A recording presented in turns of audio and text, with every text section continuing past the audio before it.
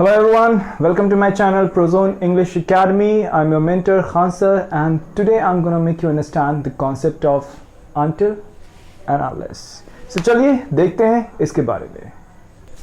Until unless के बारे में यहाँ पर हम लोग देखते हैं कि until का यूज जब तक के सेंस में किया जाता है और ये समय मतलब कि टाइम बताने वाले जो वर्ड होंगे उनके लिए until का यूज किया जाएगा.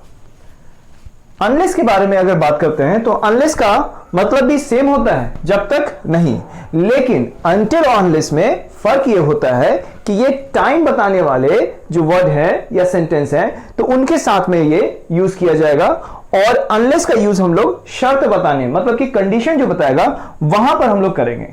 ठीक है, दोनों ही वर्ड नेगेटिव है. नेगेटिव इन द सेंस कि अनटिल एंड अनलेस दोनों में आप देख रहे हैं कि ये नहीं वर्ड लगा है, मतलब कि नहीं यहां पे ऑलरेडी दिया हुआ है.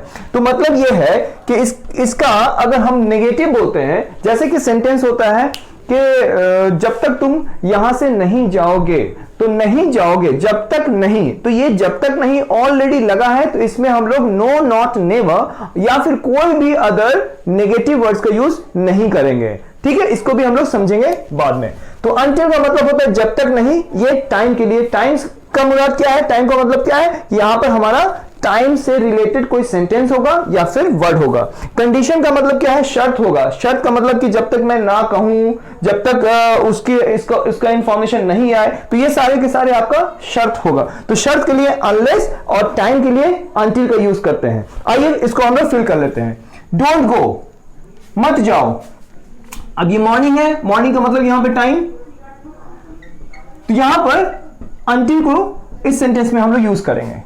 Don't go until morning. अब ध्यान दीजिएगा, इस अंटिल का मतलब क्या है? जब तक मॉर्निंग ना हो, सुबह ना हो. तो इसमें नो, नॉट, नेवर का यूज गलती से भी नहीं करेंगे. मतलब don't go until not morning, तो यहां पे नो, नॉट, नेवर का यूज नहीं किया जाएगा. इसमें आ जाते हैं अनलेस. जब तक नहीं, ये कंडीशन के लिए है. यहां पर इस मॉर्निंग से हम लोग समझ रहे हैं कि यहां पे टाइम है, तो टाइम के लिए हम लोगों ने क्या लगाया? अंटिल. डोंट गो इस जगह पर अनलेस के पास आते हैं. डोंट गो आई से, ये आई से टाइम को नहीं शो कर रहा है, ये कर रहा है कंडीशन को, ये कर रहा है शर्त को. तो शर्त के लिए हम लोग क्या यूज करना है? अनलेस यूज करना है. अनलेस, तो डोंट गो अनलेस आई से, जब तक मैं ना कहूं नहीं जाना. मतलब के डोंट गो, मत जाओ अनलेस आई से, जब तक मैं ना कहूं. इसमें भी ना है, ऐसा बिल्कुल भी नहीं करेंगे. Don't go unless I do not से, अनलेस आई डू नॉट से. तो अनलेस वाले सेंटेंस में या अनटिल वाले सेंटेंस में, चाहे वो सेंटेंस हो या वर्ड हो, उसके बाद में नो, नॉट, नेवर का यूज नहीं किया जाएगा. इसको और भी बहुत सारे एग्जाम्पल से समझते हैं, देखते हैं. आइए, तो पहला जो एग्जाम्पल दिया गया है, you can not get admission in Delhi university. आप दिल्ली यूनिवर्सिटी में एडमिशन नहीं ले सकते हैं. इस जगह पे जो फर्स्ट सेंटेंस है, इस जगह पे कैन नॉट का यूज किया गया है. अगला सेंटेंस जो होता है, unless you get good marks, जब तक आप गुड अच्छे मार्क्स ना ले आओ. तो यहां पर जब तक नहीं, इसका दोनों का सेंस होगा जब तक आप अच्छे मार्क्स ना ले आओ. तो ना ले आओ जो होता है, नहीं यहां पे ऑलरेडी है.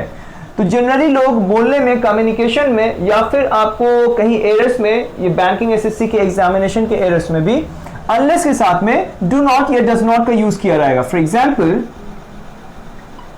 You can not get admission in Delhi university unless you do not gate good marks.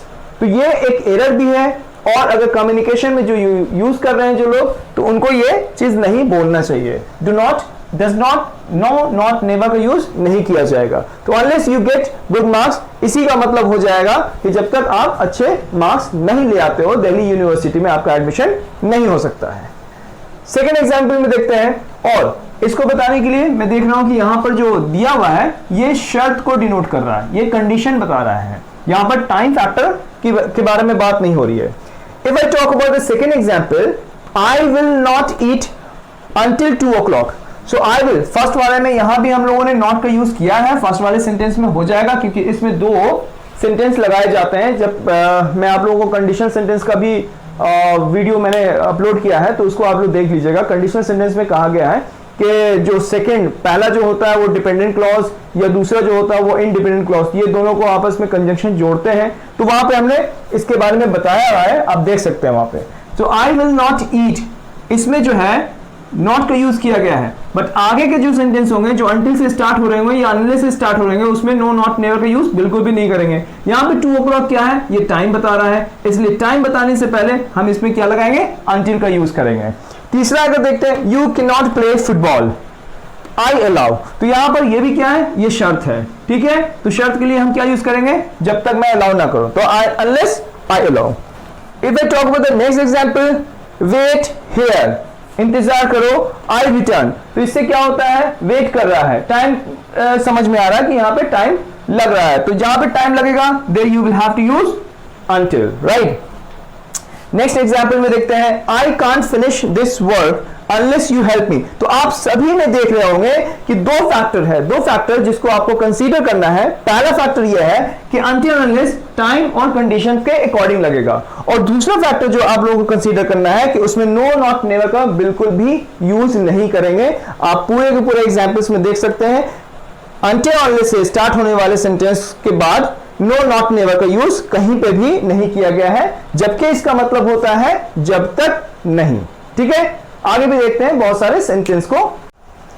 अब अगर हम बात करते हैं इन सारे एग्जाम्पल्स की, यहां पर भी 2 एग्जाम्पल्स मैंने दिया है जिसमें अनटिल एंड अनलेस इन दोनों का साथ में ही यूज किया गया है। तो थोड़ा ध्यान दीजिएगा कि बहुत सारे ऐसे सेंटेंस होते हैं या हम लोग बोलते भी हैं कि जिसमें शर्त और टाइम दोनों को कंसीडर किया जाता है। मतलब कि करो, अगर नहीं कर सकते हो तो वहां पे टाइम भी होगा कि इतना टाइम पीरियड में, या फिर उसमें शर्त भी होगा कि आपको ऐसा अगर करोगे तो हम इसका ये आउटकम देंगे। तो यहां पर आप देख लोगे कि लिखा हुआ है कि Rahul you will not get to play with your toys unless and until your homework is complete. मतलब कि इसमें दोनों चीज है, शर्त भी है कि अपना ये काम कर लो तब ये काम करने को मिलेगा, और दूसरा है कि इसमें टाइम फैक्टर भी है क्योंकि वो काम करने में टाइम भी लगेगा। तो यहां पर हम कह रहे हैं कि Rahul you will not get to play, आपको खेलने नहीं दिया जाएगा विथ योर टॉयज, अपने टॉयज के साथ में, unless and until your homework is complete, जब तक आपका होमवर्क कंप्लीट नहीं होता है। दूसरे एग्जांपल्स में देखते हैं, यू विल बी सिक, आप बीमार हो जाओगे, unless and until you stop smoking. तो इसमें भी शर्त है कि कोई लोग ऐसा होता है कि हाँ किसी को कसम देता है कि हाँ तुमको स्मोकिंग छोड़ना पड़ेगा, तो यहाँ पे एक कंडीशन हो जाता है, एक शर्त होता है।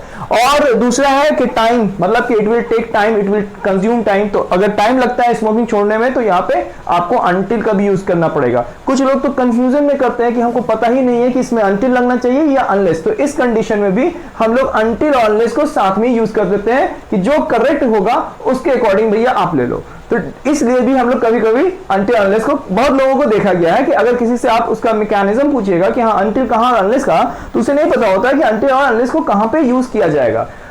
लेकिन वो अनटिल एंड अनलेस को साथ में यूज कर देते हैं, जो एप्रोप्रिएट होगा उसके साथ में लग जाएगा। ज्यादा बारीकियों के से हट करके अगर आप जनरल एक देखते हो तो दोनों का मतलब जो होता है जब तक नहीं होता है, लेकिन एक का टाइम के लिए और एक का शर्त के लिए यूज किया जाता है। I hope you understand.